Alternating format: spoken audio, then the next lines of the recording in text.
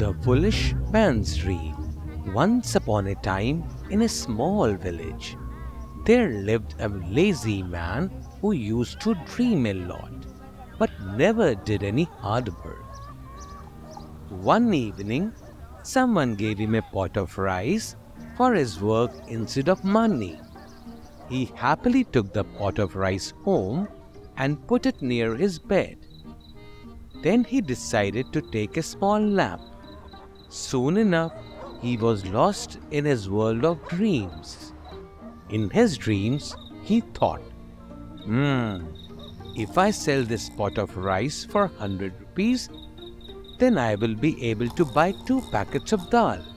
Then I will sell these 2 packets of dal for more money and buy 3 packets of corn. Then I will sell these 3 packets of corn for more money and buy 4 packets of cow's milk. Then I will sell these 4 packets for more money and buy 5 packets of almonds. Then I will sell these 5 packets of almonds and buy a goat. Then I will buy some chickens and I will sell their eggs to buy a cow. Soon I will buy a palace and many horses. When I live in the palace, I will buy nice clothes for myself and a golden watch.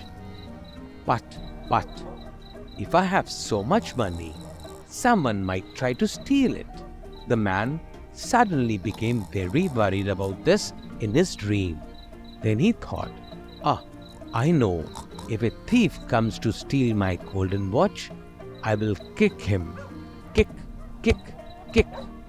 And the foolish man gave a huge kick and broke his pot of rice. Oh, no, he said when he saw all the rice grains lying on the dirty floor. He said, how will I buy my golden watch now? Moral of the story: it is easy to think of silly things, but we must work hard to get what we want.